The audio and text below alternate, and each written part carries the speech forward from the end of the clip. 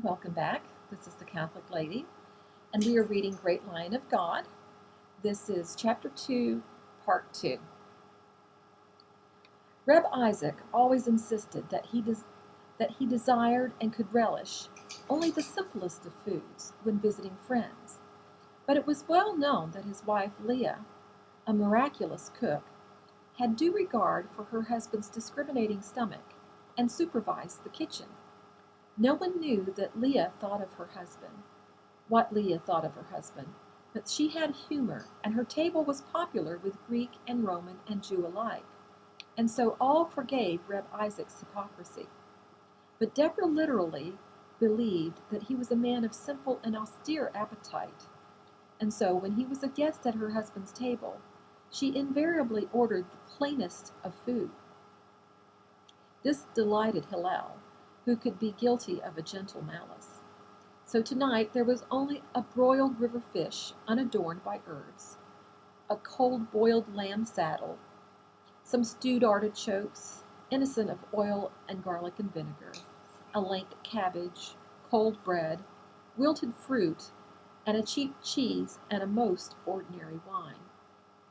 As for David, the little pucker between his brows testified to his pain, and in this too Hillel felt some naughty satisfaction. He did not know which was the more offensive, the effeminate delicacy of David ben Shabuah, or the grim hypocrisy of Reb Isaac. But it pleased him that both were being punished even while he deplored his own human malvolence. It was the conviction of Reb Isaac that Hillel ben Baruch, while an estimable Jew of considerable piety and faith, and a Pharisee, had not that dedication to the book desirable in one of his birth and education in the Scriptures, and therefore not entirely without worldliness and triviality. He suspected Hillel of some timidity in this modern society of materialism and brute force, and atheism and cynical expediency, and the disregard of the individual, not to mention the lascivious and unspeakable Roman conquerors of the world, who were at once mighty and barbaric, and the corrupt Greek and his hedonist philosophies, who had no doubt to the wrath of the Creator, blessed be his name, invaded the very heart of holy Israel with his mores and his manners. He thought Hillel one of those gentle souls who preferred peace to controversy and complacence to struggle. On the other hand, David ben Shabuah was convinced that Hillel was, in spite of his amiability and wit and kindness, a harsh Pharisee at heart, ready to denounce and direct the stoning of any heretic, with the sure knowledge that he had the approval of his God. David was no more correct in his assumptions concerning Hillel than was Reb Isaac. Once he had said to his sister after one of these deplorable dinners, "Why is it that my esteemed brother-in-law invariably invites the miasmic old rabbi to my first dinner in his house?" Deborah, who was always more vexed than pleased with her husband, said not out of any intellectual perception, but out of deep female intuitiveness and petulance, "It is to annoy you both." As David tried to converse tonight in a civilized fashion with Reb Isaac, it was like tossing pretty feathers against a battering ram. Reb Isaac despised him. David continued to converse and watched Hillel out of the corner of his eye. Hillel was enjoying himself as he lightly partook of the atrocious dinner.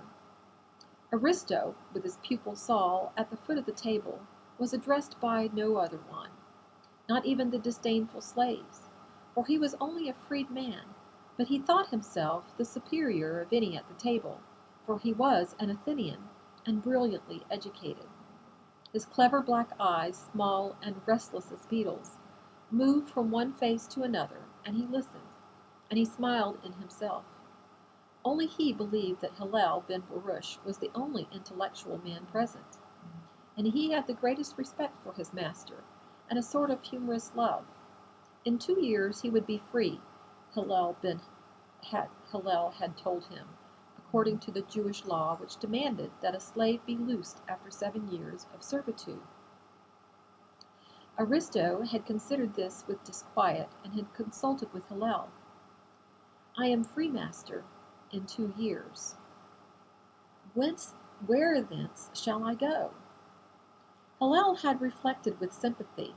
A freed slave was open to all the vicissitudes of the free. It was evil enough to be born a free man, and to face all the wicked contingencies of life, responsible for one's actions to God and man, responsible even to one's thoughts. But then, did not make but then did that not make man almost equal to the angels?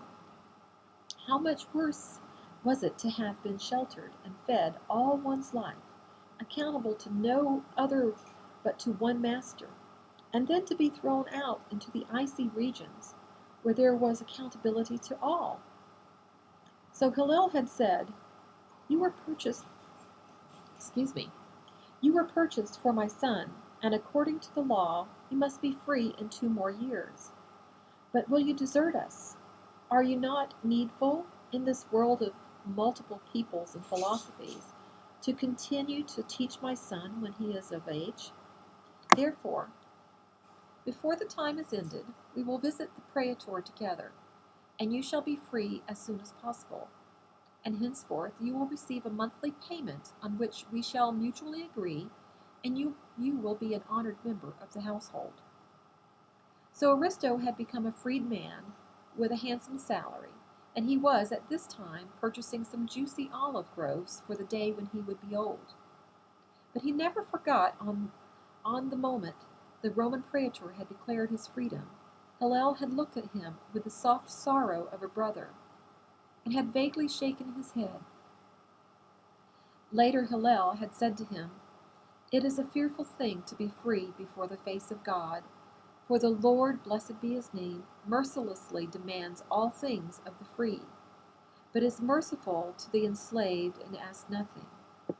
He added, "God is very whimsical, but do not the Greeks declare that also?" Aristo sometimes watched Hillel ben Baruch at his prayers in the garden, and he would wonder, how stern and terrible was the God of Israel. He often discussed the gods of Greece with his master, discoursing on their grace, laughter, gaiety, merriment, feast and foibles, and their elegant adulteries, and their blithe and capricious interface in the affairs of men. Once Hillel had said, "To each people God manifests himself in a unique form," though with this thought of mine you will not find agreement among the majority of devoted believers. He is protean, as the prophets have greatly tried to teach us, but to no avail. Alas, God is a spirit, without form and without body, omnipresent, omniscient, circumambient in all things which live. He presents one face to one man, and a different face to another. We need but say, all men together, that the Lord our God, the Lord is one, though his manifestations are multitudinous and myriad. And who are we to declare with anger and certitude that only our pale vision is correct? "The unknown God," Aristo had replied. "We Greeks speak of him." "Forever unknown," Hillel had answered with a peculiar sadness, yet he hesitated and did not continue. But suddenly his heart had lifted as a leaf lifts, and he experienced momentarily the strange wind of ecstasy he had infrequently known from childhood. Had it come to him first when he had been told of the Messiah? "No," David ben Shabua was saying intolerantly to Reb Isaac, "I do not call myself a Stoic, but like Zeno, I prefer the Cynic school. Though he certainly formulated the Stoic philosophy, I prefer to call myself an academic." "Ha!" said Reb Isaac, squinting at him. He tore a piece of cold bread apart and stuffed it into his mouth and chewed noisily. "Where was the accursed baker of this house? The bread had a flat and insipid taste." The old man scowled. He well understood that David was now baiting him as he had baited David, and he rose with some interior enjoyment to the battle. So this smallness, this perfumed banality, thought him an ignorant man, did he? You are not even an academic. You are a nothingness, for you have no real opinions of your own, but those you have stolen like flowers in the gardens of your masters. You have no learning of intensity and deepness, for you have denied and abandoned the roots from which you have sprung. You are like a bird with a slit tongue that repeats all its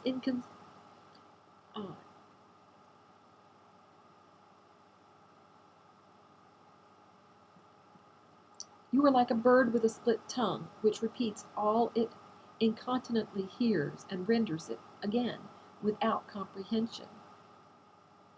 You are not a Greek with serpentine philosophies, or a Roman with brutish hubris. You are not a Jew with a knowledge of God and of man. What are you then? He shook his finger at David and leaned over the table toward him with his black eyes glittering. David flushed with humiliation. You are the betrayer of Israel, Reb Isaac said. But are you a Greek, you man who is not a Jew, or a Roman, or an Egyptian, or a Briton, or Gaul, a Scythian, a Vandal, a Syrian, or any other heathen? You will tell me that you are a Roman citizen, but that does not say what a man is, himself in his heart and his soul. He is more than his house, or even his name. He is surely more than his wealth or his learning. But David ben Shebua, can you tell me what you are? David had turned very pale. A thin shaft of brilliant sunshine illuminated the side of his face, and for the first time Hillel saw that his profile was classic Greek in the short curled upper lip and round full chin. The marble contour of cheek, and that his coloring enhanced the resemblance.